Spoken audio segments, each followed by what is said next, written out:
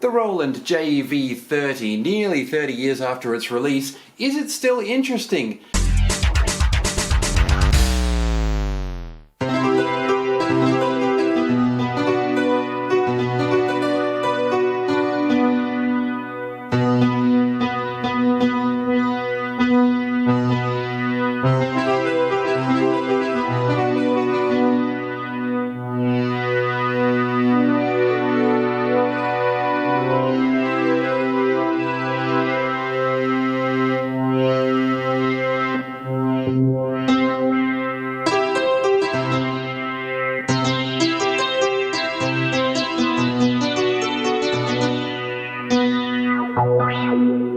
I'll kick it off by showing you what's on the right hand of the screen because it's quite simple and it will put the left hand side a little bit more in context.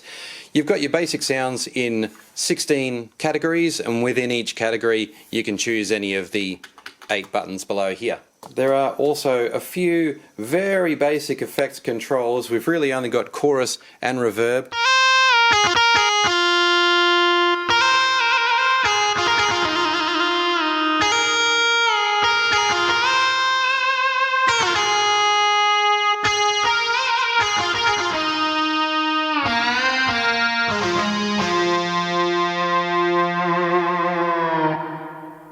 Over here we can choose from 16 drum kits, and there's a little list of sounds here so that the user knows where they're at.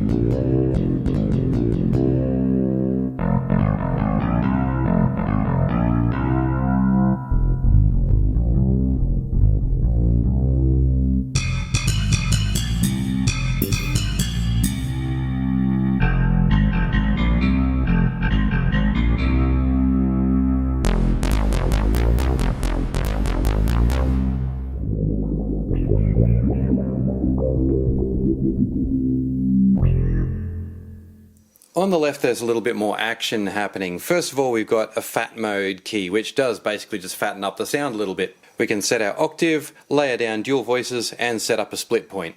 A little bit further to the left is the really fun bit. This is where we can control our filters, envelope controls, modulation controls, that kind of thing. All the fun stuff that makes the sound lively.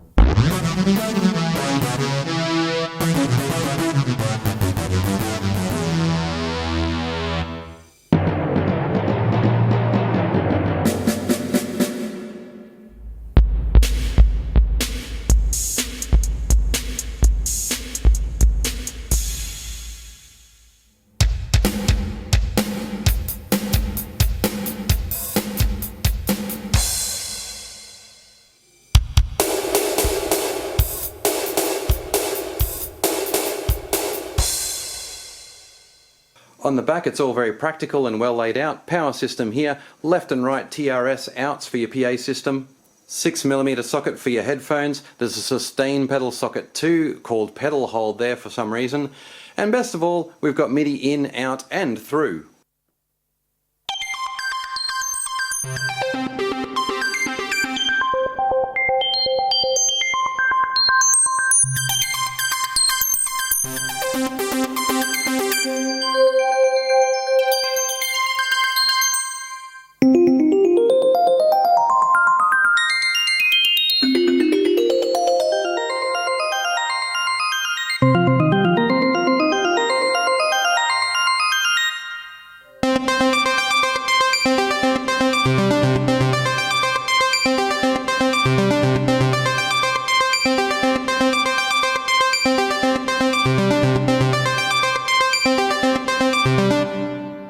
There's a really quick access to monophonic mode just by pressing solo, and if you press portamento, that's automatically in solo mode, but it will connect your notes together, which is of course exactly what portamento means.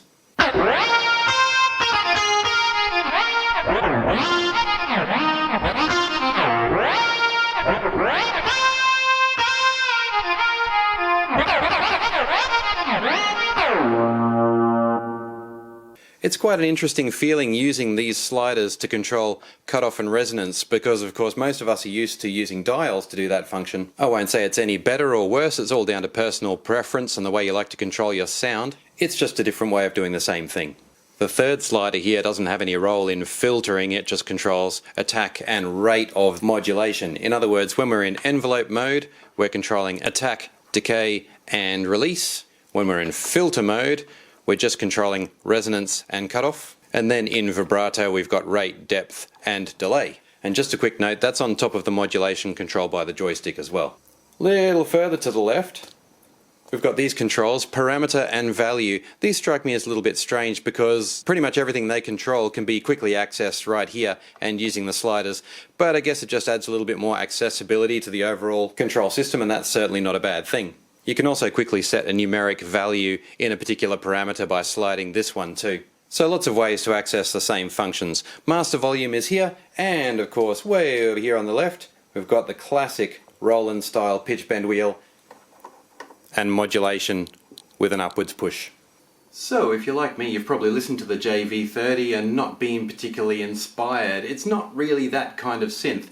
But I think there are still ways that it can fit in with a modern music setup. The first is that some people might prefer using these kinds of sliders. Your physiology might be better for operating cutoff and resonance in that way. Another thing I like is very fast access to Monophonic Mode. A lot of synthesizers don't have that as a one-touch feature on the front panel.